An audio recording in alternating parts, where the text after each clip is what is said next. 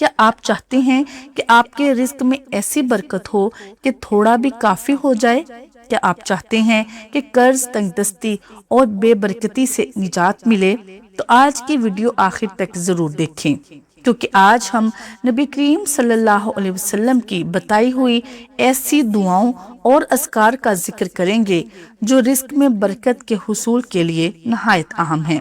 اگر انہیں اخلاص، یقین اور حلال روزی کے ساتھ اپنی زندگی کا حصہ بنایا جائے تو اللہ تعالیٰ ان کے ذریعے خیر و برکت عطا فرما سکتا ہے۔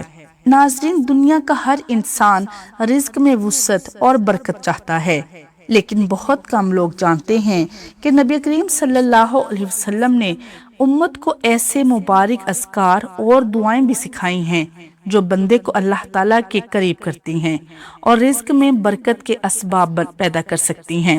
آج کی اس ویڈیو میں ہم انہی مستند اعمال کا ذکر کریں گے، ان کا صحیح طریقہ بھی جانیں گے اور یہ بھی سمجھیں گے کہ صرف وظیفہ کافی نہیں، بلکہ حلال کمائی، تقوی اور اللہ پر بھروسہ بھی رزق کی برکت کے بنیادی اسباب ہیں۔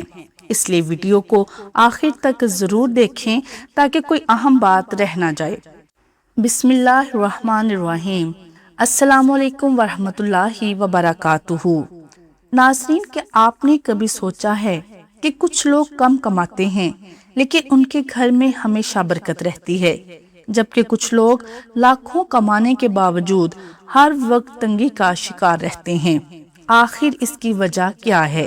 کیا واقعی ایک ایسا قرآنی عمل موجود ہے جو اللہ کے حکم سے رزق میں برکت کا سبب بن سکتا ہے؟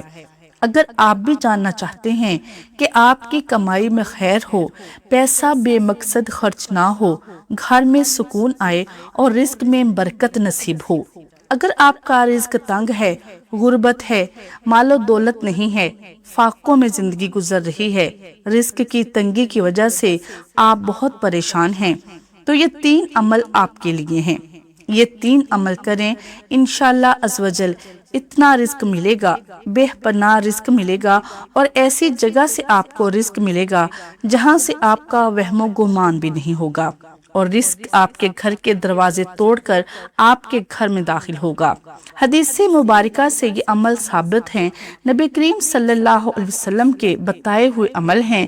اگر آپ رزق کی تنگی کی وجہ سے پریشان ہیں، فاقے کی وجہ سے پریشان ہیں، غربت ہے، تو یہ 3 عمل ضرور کریں۔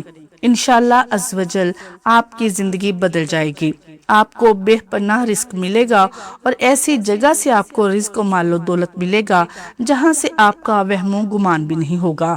نمبر 1 پر استغفار کی کثرت۔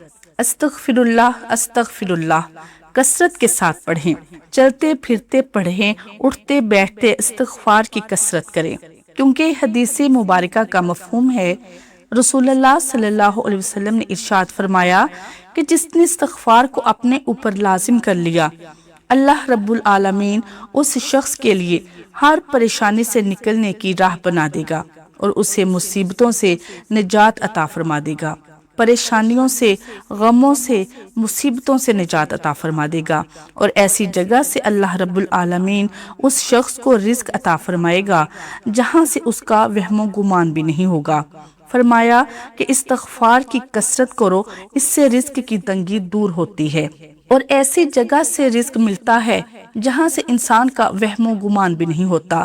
تو استغفار کی کثرت کریں کہ آپ جانتے ہیں کہ استغفار ایک ایسا عمل ہے جسے نبی کریم صلی اللہ علیہ وسلم خود بھی کثرت سے کرتے تھے، حالانکہ آپ صلی اللہ علیہ وسلم کے اگلے پچھلے تمام گناہ معاف کیے جا چکے تھے۔ اگر رسول اللہ صلی اللہ علیہ وسلم روزانہ کثرت سے استغفار کرتے تھے تو ہمیں اس کی کس قدر زیادہ ضرورت ہے۔ قرآن کریم میں بھی استغفار کے نتیجے میں بارش، مال، اولاد اور رزق میں وسعت کا ذکر آیا ہے۔ آج کی ویڈیو میں ہم جانیں گے کہ استغفار رزق میں برکت کا سبب کیسے بنتا ہے، اور نبی کریم صلی اللہ علیہ وسلم کی سکھائی ہوئی وہ دعائیں کون سی ہیں جنہیں اپنی روزمرہ زندگی کا حصہ بنانا چاہیے۔ استغفار صرف گناہوں کی معافی مانگنے کا نام نہیں، بلکہ یہ اللہ تعالیٰ کی رحمت، برکت اور قرب حاصل کرنے کا بھی ایک عظیم ذریعہ ہے۔ اللہ تعالیٰ نے قرآن مجید میں حضرت نوح کی دعوت نقل فرمائی، اپنے رب سے معافی مانگو، بے شک وہ بہت معاف کرنے والا ہے، وہ تم پر خوب بارش برسائے گا، تمہیں مال اور اولاد سے نوازے گا۔ اس سے معلوم ہوتا ہے کہ استغفار اللہ کے حکم سے رزق میں برکت اور زندگی میں خیر کے اسباب میں سے ایک کا سبب بن سکتا ہے۔ نمبر 2 پر، جب بھی گھر میں داخل ہوں یعنی باہر سے آئیں، گھر میں داخل ہوں سب سے پہلے سلام کریں۔ گھر والوں کو اگر گھر والے گھر میں موجود نہیں پھر بھی سلام کریں اور نبی کریم صلی اللہ علیہ وسلم کی ذات اقدس پر درود بھیجیں۔ اللہم صلی علی محمد وعلی آل محمد وبارک وسلم۔ اس کے بعد سورہ اخلاص پڑھیں۔ قل هو اللہ احد اللہ الصمد لم یلد ولم یولد ولم یکن لہ کفوا احد۔ نبی کریم صلی اللہ علیہ وسلم کے پاس ایک شخص آیا، اس نے آ کر عرض کی، یا رسول اللہ صلی اللہ علیہ وسلم، میں بہت پریشان ہوں، غربت ہے، فاقہ میں زندگی گزر رہی ہے۔ تو نبی کریم صلی اللہ علیہ وسلم نے ارشاد فرمایا کہ میں تمہیں ایک عمل بتاتا ہوں، یہ عمل کرو۔ فرمایا جب بھی تم گھر میں داخل ہو سب سے پہلے سلام کرو، اگر گھر میں کوئی نہ بھی ہو پھر بھی سلام کرو، السلام علیکم ورحمۃ اللہ وبرکاتہ۔ اس کے بعد پھر مجھ پر درود بھیجو۔ اس کے بعد پھر سورہ اخلاص پڑھو۔ پھر وہ شخص گیا، اس نے یہ عمل کیا، وہ اتنا مالا مال ہو گیا کہ وہ شخص لوگوں کو مال دینے لگا، یعنی وہ دینے والا بن گیا، اس کی محتاجی ختم ہو گئی، اس عمل کی وجہ سے، اس عمل کی برکت کی وجہ سے۔ یعنی سب سے پہلے گھر میں داخل ہوں تو سلام کریں، اگر گھر میں کوئی نہ بھی ہو پھر بھی سلام کریں۔ اس کے بعد پھر نبی کریم صلی اللہ علیہ وسلم کی ذات پر درود بھیجیں، پھر سورہ اخلاص پڑھیں، انشاءاللہ عز و جل اس کی برکتیں آپ کو حاصل ہوں گی۔ حضرت ابو ہریرہ رضی اللہ تعالی عنہ شدید غربت میں زندگی گزارتے تھے، کئی مرتبہ بھوک کی شدت سے پیٹ پر پتھر باندھ لیتے۔ ایک دن وہ بہت بھوکے تھے تو نبی کریم صلی اللہ علیہ وسلم نے ان کے چہرے سے ان کی کیفیت پہچان لی اور انہیں اپنے گھر لے گئی۔ گھر میں صرف ایک پیالہ دودھ تھا۔ آپ صلی اللہ علیہ وسلم نے فرمایا، اصحاب صفہ کو بھی بلا لاؤ۔ حضرت ابو ہریرہ رضی اللہ تعالی عنہ نے سوچا کہ اتنا سا دودھ اتنے لوگوں کے لیے کیسے کافی ہوگا، لیکن جب سب نے بسم اللہ پڑھ کر دودھ پیا تو سب سیر ہو گئے تھے۔ پھر حضرت ابو ہریرہ نے بھی خوب پیٹ بھر کر پیا اور آخر میں نبی کریم صلی اللہ علیہ وسلم نے بھی نوش فرمایا۔ یہ واقعہ ہمیں سکھاتا ہے کہ برکت زیادہ مال میں نہیں بلکہ اللہ تعالیٰ کی عطا میں ہوتی ہے۔ جب بندہ اللہ پر بھروسہ کرتا ہے، حلال کمائی اختیار کرتا ہے اور اس کے احکام پر عمل کرتا ہے تو اللہ تعالیٰ تھوڑے میں بھی ایسی برکت عطا فرما دیتا ہے جب انسان کے وہم و گمان میں بھی نہیں ہوتی۔ نمبر 3 پر سورہ واقعہ کی تلاوت کو لازم کریں۔ روزانہ سونے سے قبل سورہ واقعہ کی تلاوت کریں، کیونکہ اس کے بارے میں آتا ہے کہ حضرت عبداللہ بن مسعود رضی اللہ تعالی عنہ صحابی رسول ہیں، یہ بیمار ہو گئے تو حضرت عثمان غنی داماد رسول صلی اللہ علیہ وسلم آپ کی عیادت کے لیے گئے۔ جب وہاں پہنچے تو آپ نے ان سے کہا کہ میں آپ کو کچھ مال دینا چاہتا ہوں، آپ کے کام آئے گا۔ تو انہوں نے کہا کہ مجھے مال کی ضرورت نہیں ہے۔ تو حضرت عثمان غنی رضی اللہ تعالی عنہ نے ارشاد فرمایا کہ آپ کے نہیں، آپ کی اولاد کے کام آئے گا۔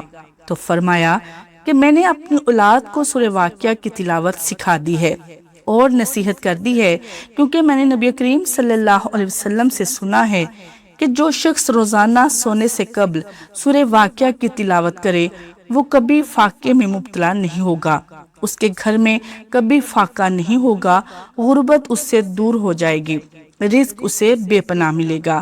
حضرت عثمان بن عفان قرآن کریم کی تلاوت کے بے حد شوقین تھے۔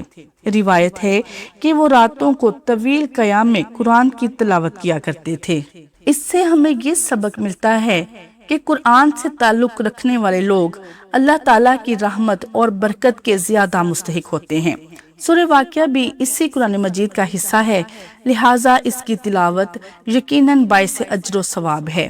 امام احمد بن حنبل رحمۃ اللہ علیہ فرمایا کرتے تھے کہ جب انسان پر تنگی آئے تو وہ اللہ کی طرف زیادہ رجوع کرے، استغفار کرے اور قرآن کریم کی تلاوت کو اپنا معمول بنا لے، کیونکہ حقیقی کشادگی اور برکت اللہ ہی کے ہاتھ میں ہے۔ تو یہ 3 عمل کرنے ہیں۔ نمبر 1 پر کثرت کے ساتھ استغفار، نمبر 2 پر جب بھی گھر میں داخل ہوں سلام کریں، نبی کریم صلی اللہ علیہ وسلم کی ذات پر درود بھیجیں اور سورہ اخلاص کی تلاوت کریں، نمبر 3 پر روزانہ سونے سے قبل سورہ واقعہ کی تلاوت کریں۔ انشاءاللہ عز و جل غربت ختم ہو جائے گی، مال و دولت اتنا آئے گا آپ کے پاس کہ آپ خود حیران ہو جائیں گے۔ غربت آپ کی ختم ہو جائے گی، آپ کے گھر میں رزق آپ کے گھر کے دروازے توڑ کر داخل ہوگا۔ اگر ویڈیو پسند آئی ہو تو اسے ضرور لائک کریں، اپنے عزیزوں کے ساتھ شیئر کریں اور ایسے ہی مستند اسلامی موضوعات کے لیے ہمارے چینل کو سبسکرائب کرنا نہ بھولیں۔ اللہ ہم سب کا حامی و ناصر ہو، آمین۔